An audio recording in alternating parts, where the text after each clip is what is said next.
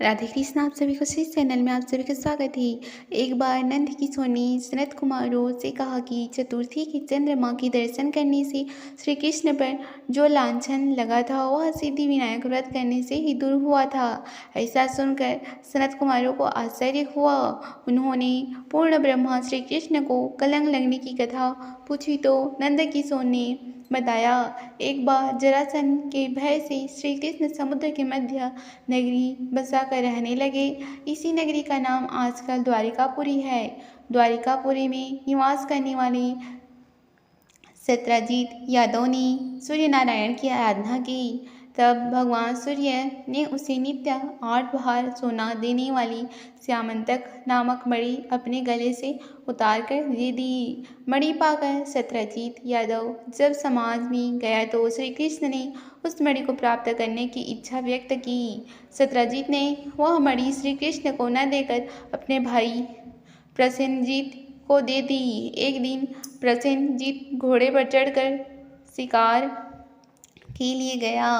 वहाँ एक शेर ने उसे मार डाला और मणि ले ली। ऋक्षों का राजा जामवन उस सिंह को मारकर मणि लेकर गुफा में चला गया।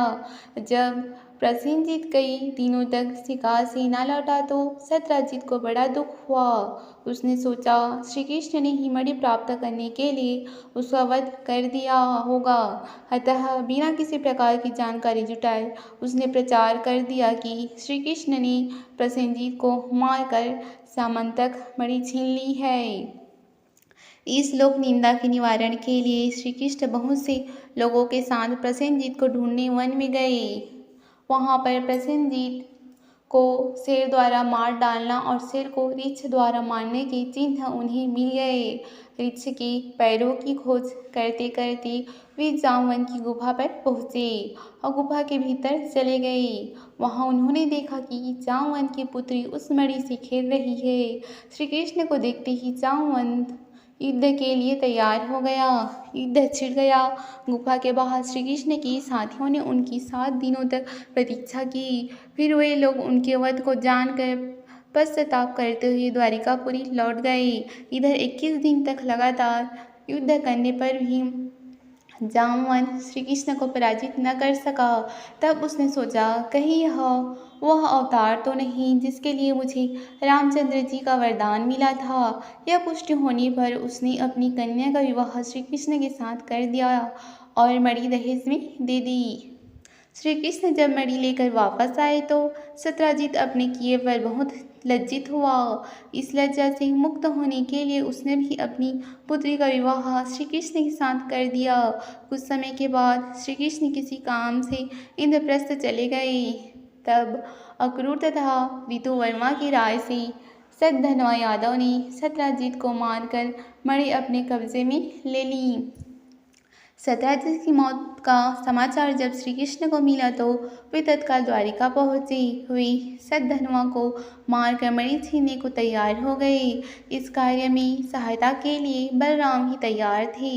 यह जानकर सद्धनवा ने मणि अक्रूर को दे दी और स्वयं भाग निकला। श्री कृष्ण ने उसका पीछा करके उसे मार तो डाला पर मणि उन्हें नहीं मिल पाई। बलराम जी भी वहां पहुंचे। श्री कृष्ण ने उन्हें बताया कि मणि इसके पास नहीं है। बलराम जी को विश्वास न हुआ। वे अप्रसन्न होकर विदर्भ चले गए। श्री कृष्ण की द्वारिका लौटने पर लोगों ने उनका भारी अपमान किया। तत्काल यह समाचार फैल गया कि श्यामंतक मणि के लोभ में श्री कृष्ण ने अपने भाई को भी त्याग दिया। श्री कृष्ण इस अकारण प्राप्त अपमान के शोक में डूबे थे कि सहसा वहाँ नारद जी आ गए। उन्होंने श्री कृष्ण जी को बताया, आपने भाद्रपद शुक्ल पक्ष के चंद्रमा का दर्शन किया था, इसी कारण आपको इस तरह लज्जित लांछित होना पड़ा। श्री कृष्ण ने पूछा, चौथ के चंद्रमा को ऐसा क्या हो गया है जिसके कारण उसके दर्शन मात्र से मनुष्य कलंकित होता है। तब नारद जी बोले, एक बार ब्रह्म जी ने चतुर्थी के दिन गणेश जी का व्रत किया था। गणेश जी ने प्रकट होकर वह वर मांगने को कहा तो उन्होंने मांगा कि मुझे सृष्टि की रचना करने का मोह न हो। गणेश जी जयो ही तथास्तु कहकर चलने लगे। उनके विचित्र व्यक्तित्व को देख चंद्रमा ने उपहास किया। इस पर गणेश जी ने रुष्ट होकर चंद्रमा को शाप दिया कि आज से कोई तुम्हारा मुख नहीं देखना चाहेगा। कुमुदिनियों में जा छिपा चंद्रमा के बिना प्राणियों को बड़ा कष्ट हुआ। उनकी कष्ट को देखकर ब्रह्मा जी की आज्ञा से सारी देवताओं के व्रत से प्रसन्न होकर गणेश जी ने वरदान दिया कि अब चंद्रमा साप से मुक्त तो हो जाएगा, पर भाद्रपद शुक्ल चतुर्थी को जो भी चंद्रमा के दर्शन करेगा उसे चोरी आदि का झूठ लांछन जरूर लगेगा, किंतु जो मनुष्य प्रत्येक द्वितीया को दर्शन करता रहेगा वह इस लांछन से बच जाएगा। इस चतुर्थी को सिद्धि विनायक व्रत करने से सारे दोष छूट जाएंगे। यह सुनकर देवता अपने अपने स्थान को चले गए। इस प्रकार भाद्रपद शुक्ल चतुर्थी को चंद्रमा का दर्शन करने से आपको यह कलंक लगा है। तब श्री कृष्ण ने कलंक से मुक्त होने के लिए यही व्रत किया था।